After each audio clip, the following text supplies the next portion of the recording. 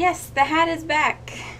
I have not washed my hair yet. Please don't yell at me. I'll wash my hair later today, I promise. As you might notice, I have a slightly different angle now, and I think my camera might be a little bit crooked. It looks like it's leaning off to the side, but I'm scared to adjust it because it is balanced on very large boxes. It is not on the windowsill anymore because I still have the quilt from the last video, and I want to keep that up. I think that makes my videos look a little cleaner. So if it looks crooked, I apologize, but you're gonna have to kind of deal with it as well as I am. I want to talk about what a friend of mine has made me think, brought to my attention, might be a better word.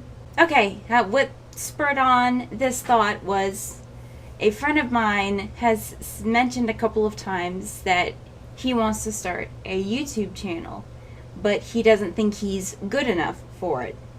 What do you want? No? Go. Apparently, my friend thinks that you need to be good enough for YouTube. By the way, I'm not sure if that friend is subscribed to me, but I know he watches my videos.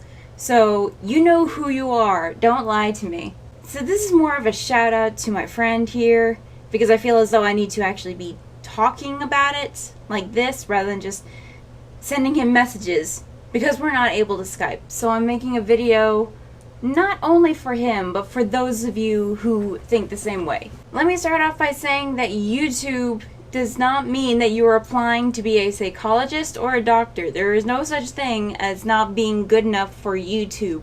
YouTube is a website. It's a website. It's like any other website out there. There's no being good enough for it. There's no such thing as not being good enough unless it's like some big job that you want to apply for. Like I mentioned before, a doctor or a psychologist. You kind of need to be good enough in order not to kill anybody when performing surgery or making somebody think they're more crazy and worthless than they really think they are. Not the best way for me to word that, but you get my point. YouTube is a website. There is no such thing as being good enough for it or not being good enough for it. If you want to make a YouTube channel, do it. I mean, look at me. I'm obviously probably not YouTube channel material, but I'm still doing it because I enjoy doing it. If you enjoy making YouTube videos, do it.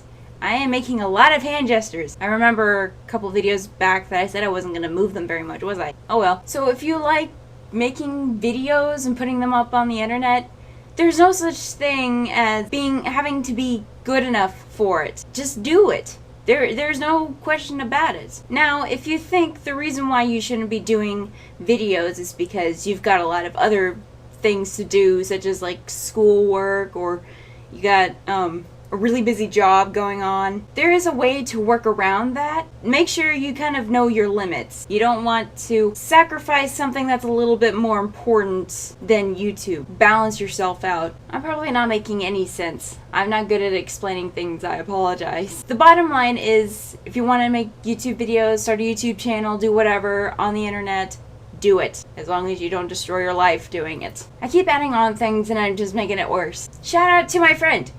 Do the YouTube channel if you want to, okay? There's no such thing as not being good enough. If you're comparing yourself to the other really big YouTubers like PewDiePie, Markiplier, Jacksepticeye, that's not fair to you, okay? I mean, they're normal people. They were just lucky to be where they are now. They worked really hard to be where they are now, and that doesn't mean that same thing won't happen to you. It's luck.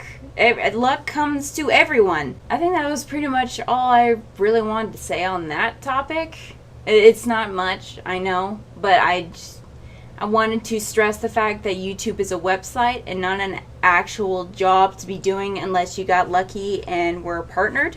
I just screwed up my hat. And also a couple words of advice. I went on a date last night, and my idea of our first date was to go to Spring Creek Barbecue. If you don't know what Spring Creek Barbecue is, it's just a barbecue place. A really loud one at that. I had never dined. I was gonna say die. I'm glad I didn't die. I've never dined inside of Spring Creek Barbecue. Whenever my family got Spring Creek Barbecue, we always just went inside and got takeout.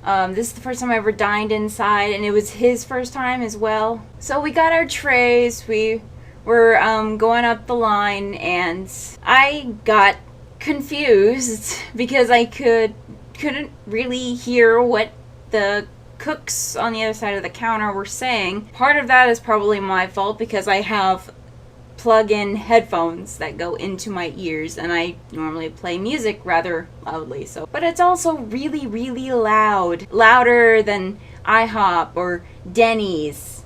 Denny's and IHOP kind of have a settle kind of noise going on. Like, you hear conversations going on, but it's not overwhelming. This was overwhelming. Don't choose Spring Creek Barbecue. Don't choose Spring Creek Barbecue as your choice of a first date. I bumped the box with my foot. Starbucks. That's what we ended up doing as our first date. We hung out at Spring Creek Barbecue, eat what we could, and went to Starbucks. By the way, try to keep yourself calm as a first date thing as well. That's what I failed to do. I actually made myself a little bit too nervous, and I could not eat what I was given because I was so nervous. I lost my appetite. Him too. He actually made himself too nervous as well. Also, remember to, if you have a to-go box, if you couldn't finish everything that was on your plate and you want to take with you what you have left, remember to do that. Remember you have a to-go box and you bring it with you when you leave. Because a date that I had back in October, I was at IHOP and I wanted to take what was left of my sandwich. I had it in a to-go box and then I left it there. So 3 pieces of advice. Somewhere quiet, keep calm, and remember your to-go box. Ta-da! Dating advice.